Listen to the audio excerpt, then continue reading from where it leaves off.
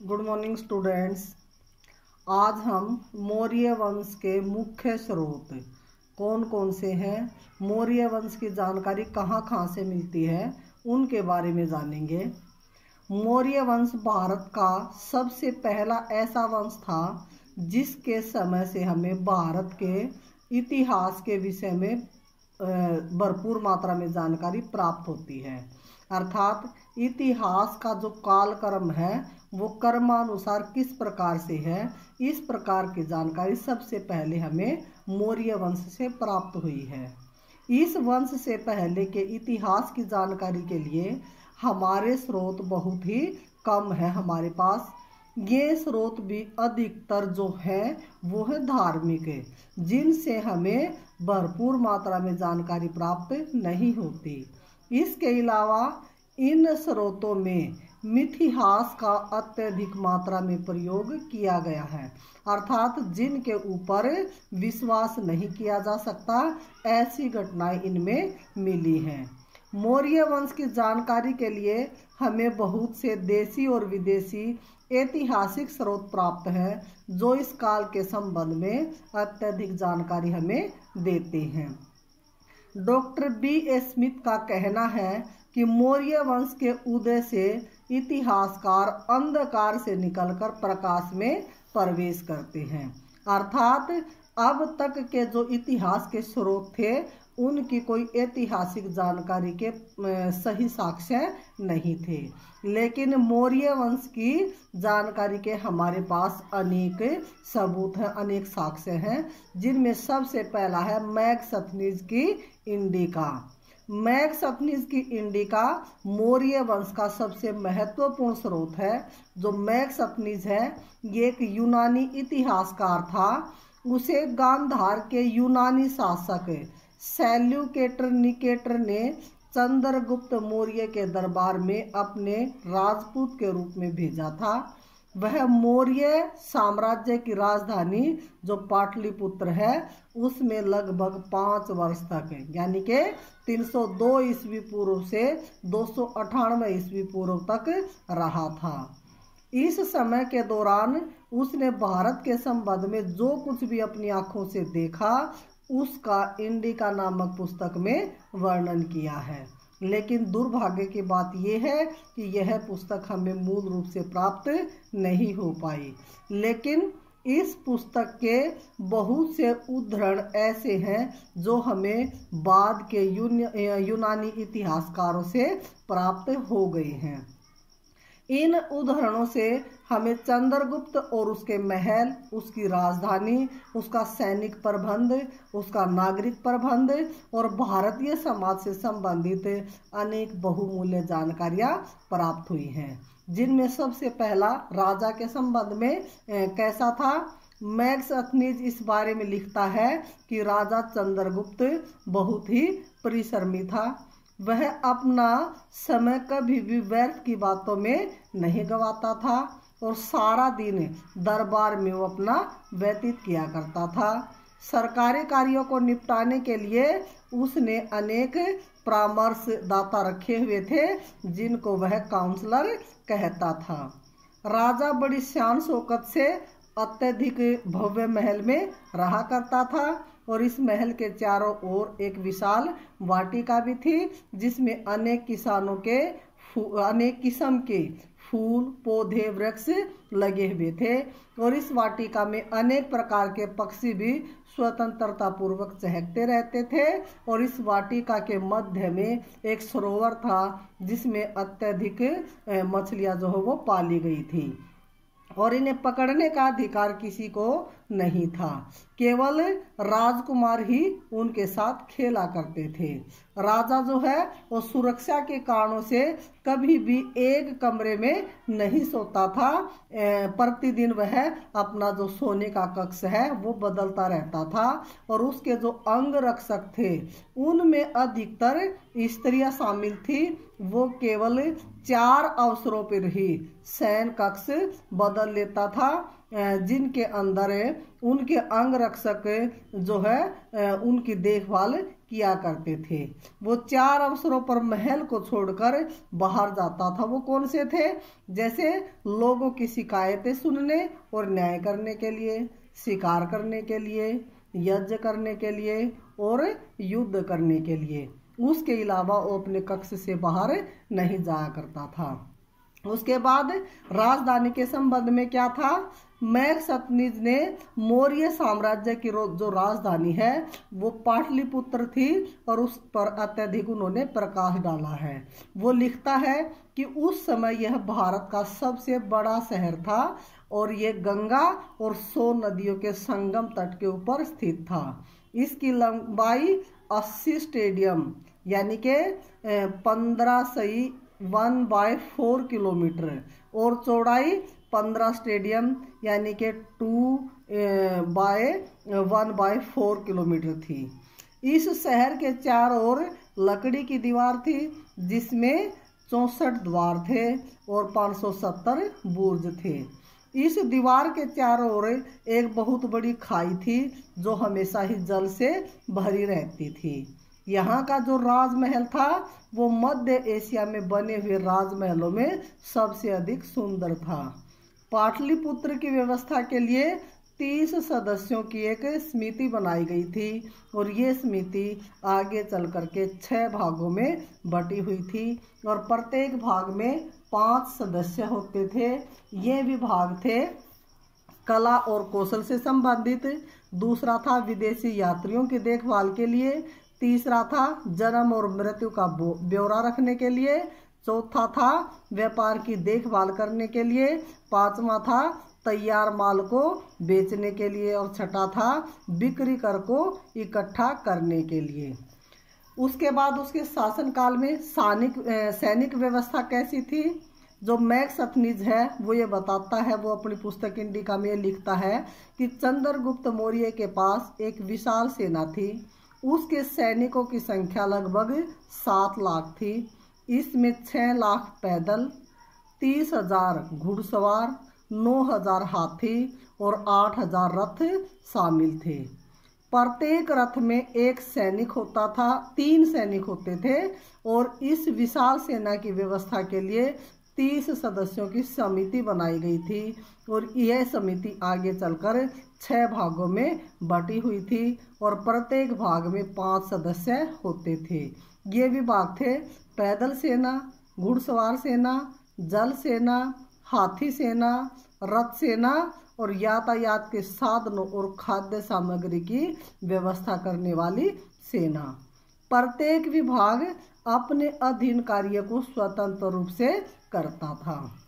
उसके बाद मौर्य के नागरिक की व्यवस्था जो है वो किस प्रकार की थी? नागरिक व्यवस्था के संबंध में उसके क्या विचार थे, किस प्रकार से देखरेख करता था?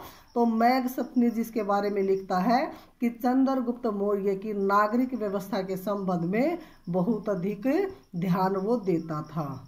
वो बताता है कि चंद्रगुप्त मौर्य एक निरंकुश शासक था। उसकी शक्तियाँ असीम थी। वह अपना अधिकतर समय प्रजा के कल्याण में ही व्यतीत किया करता था और कोई भी व्यक्ति किसी भी समय राजमहल में आकर राजा के सामने शिकायत कर सकता था और राजा ने बहुत से गुप्तचर ऐसे नियुक्त किए हुए थे जो उसे साम्राज्य में घटित होने वाली प्रत्येक घटना की जानकारी दिया करते थे। इन गुप्तचरों में बहुत सारी स्त्रियां भी थी। प्रजा पर किसी भी प्रकार के कर नहीं लगाए जाते थे। इनमें अनेक प्रकार के प्रजा कर दिया करती थी। इनमें भूमि कर सबसे प्रमुख था। जो भूमि कर था वह कुल उपज का 5वां भाग होता था और सरकार कृषकों को विशेष सुविधाएं जो है वो दिया करती थी और सिंचाई के लिए नहरों की व्यवस्था की गई थी। यात्रियों की सुविधा के लिए सड़कों की अच्छी व्यवस्था की गई थी। सड़कों के दोनों ओर छायादार वृक्ष लगाए गए थे। सड़क मार्गों की कुछ दूरियों पर धर्मशालाएं भी बनवाई गई थी। मार्ग और सड़कें हमेशा ही सुरक्षित रहती थी। अपराध करने वाले को कठोर से कठोर दंड दिया जाता था और प्रशासन व्यवस्था की सुविधा के लिए साम्राज्य को प्रांत, जिले और गांवों में बांटा गया था और इनकी देखरेख के लिए सुयोग्य कर्मचारी भी नियुक्त किए गए थे। उसके बाद भारतीय समाज के संबंध में उनके क्या विचार थे?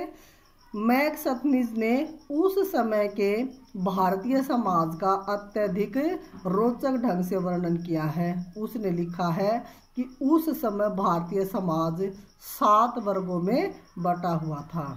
प्रथम वर्ग में दार्शनिक, जिसमें ब्राह्मण और शर्मण आते थे, जिनकी संख्या तो बहुत कम थी, परंतु समाज में उनका स्थान बहुत सम्माननीय था। दूसरे वर्ग में किसान वर्ग आता था, जिनकी संख्या सबसे अधिक थी। तीसरे वर्ग में राज्य के साधारण कर्मचारी आते थे और चौथे वर्ग में पशुपालक और शिकारी आते थे। पांचवें वर्ग में शिल्पकार और व्यापारी आते थे और छठे वर्ग में राज्य के साधारण कर्मचारी तथा सातवें वर्ग में राज्य के उच्च कर्मचारी शामिल थे। मैक्सथनीज का मानना है कि उस समय लोगों का नैतिक स्तर बहुत ही उच्च था, महान था। ये बहुत पवित्र और ईमानदार जीवन व्यतीत किया करते थे।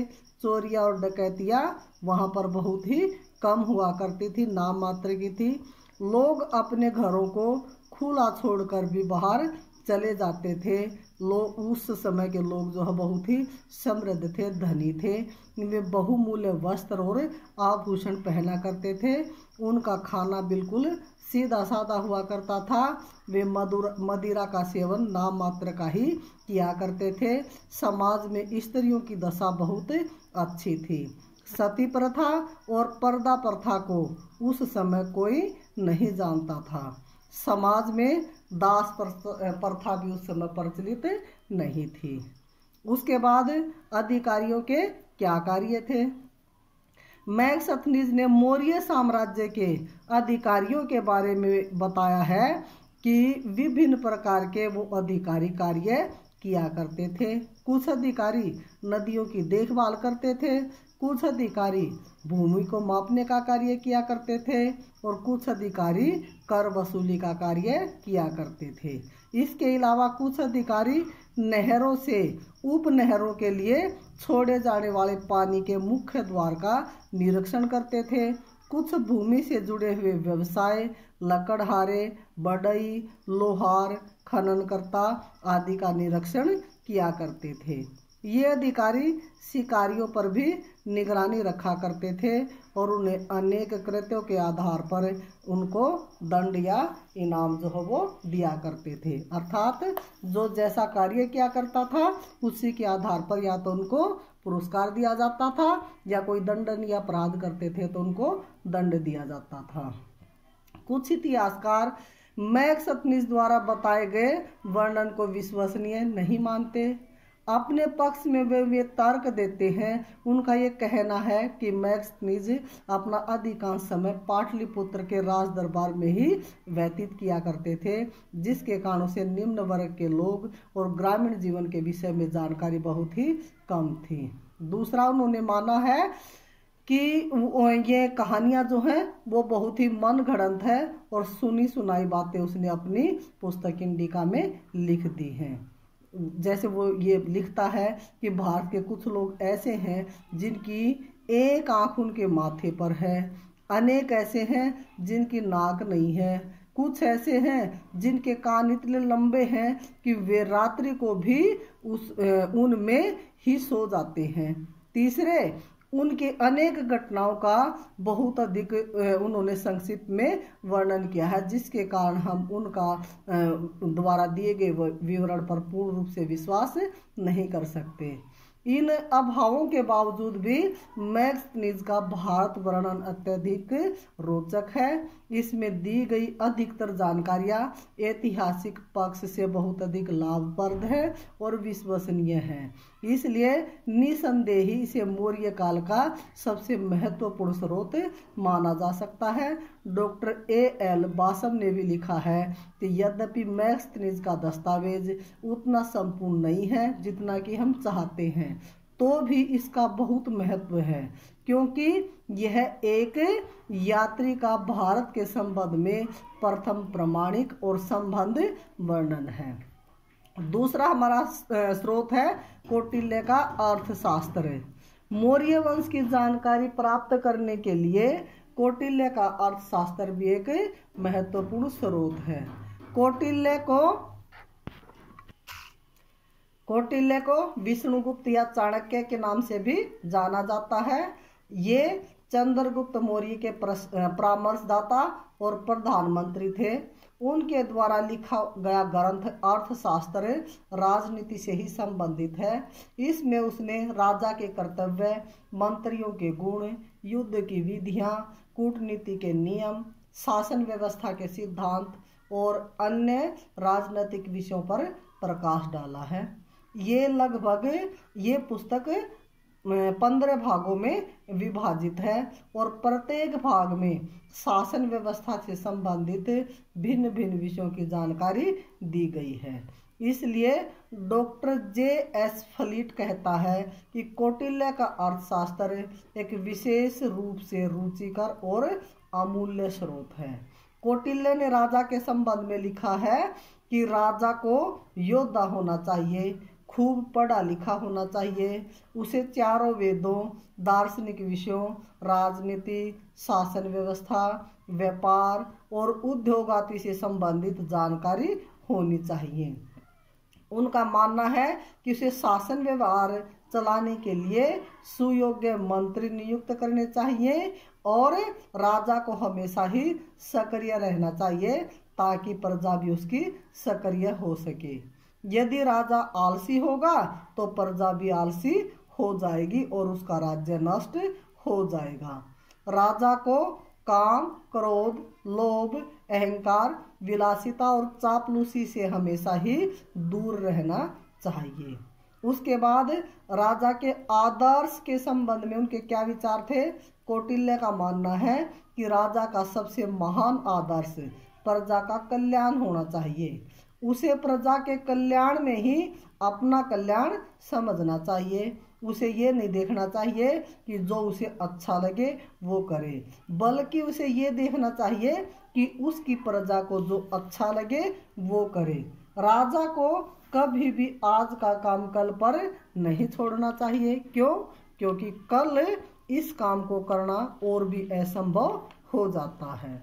उसके बाद राजा के मंत्रियों के संबंध में क्या विचार थे? कौटिल्य का मानना है कि राजा को शासन व्यवस्था को कुशल ढंग से चलाने के लिए कुछ मंत्रियों को नियुक्त करना चाहिए। वो बताता है कि जिस प्रकार से कोई छकड़ा एक पहिए से नहीं चल सकता, ठीक उसी प्रकार से राजा अकेले शासन व्यवस्था नहीं चला सकता। ये मंत्री देश के निवासी होने चाहिए, उनका घराना अच्छा होना चाहिए, ये बहुत ही समझदार और दूरदृष्टि के स्वामी होने चाहिए। उनको भी वेदों का पूर्ण ज्ञान होना चाहिए, उनका चरित्र महान होना चाहिए, राजा के प्रति वो निष्ठावान होने चाहिए, वीर होने चाहिए और स्वस्थ होने चाहिए। वे ईर्ष्या और शत्रुता की भावना से दूर हों और राजा को अपना प्रशासन इन मंत्रियों को परामर्श के अनुसार ही चलाना चाहिए। उसके बाद गुप्तचरों के संबंध में क्या विचार थे? कौटिल्य का मानना है कि राजा को अपने साम्राज्य की सुरक्षा और स्थिरता के लिए गुप्तचर भी रखने चाहिए। कौटिल्य के अनुसार उन व्यक्तियों को गुप्तचर नियुक्त करना चाहिए जो उच्च घरानों से संबंधित हो, राज्य के प्रति निष्ठावान हो, अपना भेष बदल सके, दूरदर्शी हो, उच्च चरित्र के वो स्वामी हो। इन जासूसों को अपने कार्य में निपुण भी होना चाहिए और उनको अनेक भाषाओं का ज्ञान भी होना चाहिए। युद्ध के संबंध में क्या विचार थे? उसके अनुसार आक्रमण करने से पूर्व राजा को शत्रु की शक्ति और दुर्बलता का अनुमान लगा लेना चाहिए। उसे युद्ध से पहले होने वाली हानि और लाभ का पूर्ण रूप से अध्ययन कर लेना चाहिए। युद्ध से पहले राजा को अपनी राजधानी की सुरक्षा की पूरी व्यवस्था कर लेनी चाहिए और राजा को युद्ध के दौरान सेना को प्रत्येक प्रकार से होने वाले खतरों से बचाव के लिए सुरक्षा व्यवस्था प्रदान कर लेनी चाहिए। युद्ध में नए लड़ने वाले कर्मचारी जैसे सड़कें, पुल, कुएं इत्यादि बनाते हैं, उनका भी सहयोग उनको प्राप्त कर लेना चाहिए, जिनके माध्यम से वो ये पता लगा सकते हैं कि आक्रमण करने वाला कितना अधिक प्रभावशाली है। उसके बाद है आर्थिक दशा के संबंध में उनके विचार। कौटिल्य का मानना है कि लोगों की दयनीय आर्थिक दशा उनके विद्रोह और असंतोष का सबसे बड़ा कारण होती है। इसलिए किसी भी राज्य के लिए लोगों की निर्धनता सबसे बड़ा अवगुण है। क्यों? क्योंकि निराश होकर वे शत्रुओं से मिल जाते हैं और अपने ही राज्य के अंत का कारण बनते हैं। इसलिए राजा को प्रजा की आर्थिक उन्नति के लिए हर संभव प्रयास करना चाहिए। इस आधार पर हम ये कह सकते हैं कि कौटिल्य का अर्थशास्त्र ऐतिहासिक, राजनैतिक, आर्थिक और साहित्यिक पक्षों से अद्वितीय ग्रंथ है और इस ग्रंथ में राज्य की विभिन्न समस्याओं और शासन की कला का जितना अच्छा विश्लेषण किया गया है, उतना अच्छा विश्लेषण शायद ही विश्व के किसी प्राचीन राजनीतिक विचारक ने किया हो। इसलिए विख्यात इतिहासकार डॉक्टर रोमिला थामर कहता है कि इसका मतलब इसमें है, इसका महत्व इस चीज में है कि यह उस समय के प्रचलित आर्थिक और राजनीतिक विचारों का सुचारू रूप से विश्लेषण प्रस्तुत करती है और इससे बढ़कर यह तत्कालीन परिस्थितियों के बिल्कुल अनुकूल है। उसके बाद हमारा अगला स्रोत है विशाखा दत्त का मुद्रा राक्षस। विशाखा जो दत्त था वो गुप्त काल का एक बहुत ही प्रसिद्ध नाटककार था। उसने 5वीं शताब्दी में मुद्रा राक्षस नामक एक विख्यात नाटक लिखा और इस नाटक में उसने नंद वंश के पतन और चंद्रगुप्त मौर्य द्वारा मौर्य वंश की स्थापना का वर्णन किया है। इस नाटक में चंद्रगुप्त के लिए विशाल और कुलीनहीन शब्दों का प्रयोग किया गया है। इसका ये मतलब है कि निम्न कुल में जन्मा व्यक्ति। इसके अतिरिक्त इस नाटक से हमें तत्कालीन सामाजिक, आर्थिक, धार्मिक आदि दशा का विज्ञान प्राप्त होता है। उसके बाद अगला स्रोत है जैन और बौद्ध ग्रंथ। जैन और बौद्ध जो धर्म ग्रंथ है वो हमें मौर्य काल के इतिहास को जानने के लिए सबसे महत्वपूर्ण है। जैन ग्रंथों में इस बात का जिक्र किया गया है कि चंद्रगुप्त मौर्य ने अपने शासनकाल के अंत में जैन धर्म को अपना लिया था और उसने जैन परंपरा के अनुसार मरण व्रत रखकर अपने जीवन का अंत किया था। और इससे इस बात का भी पता चलता है कि मौर्य मोरों को पालने वाले थे। बौद्ध ग्रंथों में दीपवंश और महावंश से अशोक के बौद्ध धर्म के प्रचार के लिए किए गए प्रयासों का भी पता चलता है, जो दिव्यावदान और ग्रंथ बिंदुसार और अशोक के शासनकाल पर प्रकाश डालने वाला एक महत्वपूर्ण स्रोत है। उसके बाद अगला स्रोत है हमारा पुराण। पुराण मौर्य काल का एक महत्वपूर्ण स्रोत है। इससे हमें इस बात की जानकारी मिलती है कि नंद वंश के राजा शूद्र जाति के थे और एक उच्च जाति के ब्राह्मण कौटिल्य ने उनके वंश का विनाश करके चंद्रगुप्त मौर्य को राज्य सिंहासन पर बैठाया था। इसके अलावा ये मौर्य काल के इतिहास को जानने में भी सहायक है। उसके बाद है अभिलेख। मौर्य काल के इतिहास के लिए अनेक प्रकार के अभिलेख चट्टान और पत्थरों के स्तंभों पर अंकित हैं। इन अभिलेखों से हमें अशोक के साम्राज्य का विस्तार, उनकी शासन व्यवस्था, जन कल्याण के लिए किए गए कार्य, राज्य कर्मचारियों को दिए गए निर्देश, धर्म के सिद्धांत, धर्म महामातों के कर्तव्य, कलिंग के युद्ध आदि के बारे में जानकारी मिलती है। इसलिए इसमें कोई संदेह नहीं है कि इन अभिलेखों के बिना दुनिया के इस महान सम्राट के संबंध में हमारा ज्ञान अधूरा है। उसके बाद हमारा अगला स्रोत है भवन और स्मारक। मौर्य काल में भवन और स्मारक भी महत्वपूर्ण है। मौर्य काल में बनाए गए स्तूपों विहारों, स्तंभों और उन पर बनी पशुओं की मूर्तियां, गुफाओं और अन्य भवन उस समय की सभ्यता और संस्कृति को जानने के लिए अत्यधिक महत्वपूर्ण जानकारी प्राप्त करवाते हैं। अशोक के द्वारा बनाए गए सांची का स्तूप, सारनाथ और लोरिया, नंदनगढ़ के स्तूप, गया की गुफाओं में भी कई पोलिस से तात्कालिक मौर्य काल के क्षेत्र में हुए अद्वितीय विकास के संबंध में बहुमूल्य जानकारी प्राप्त होती है।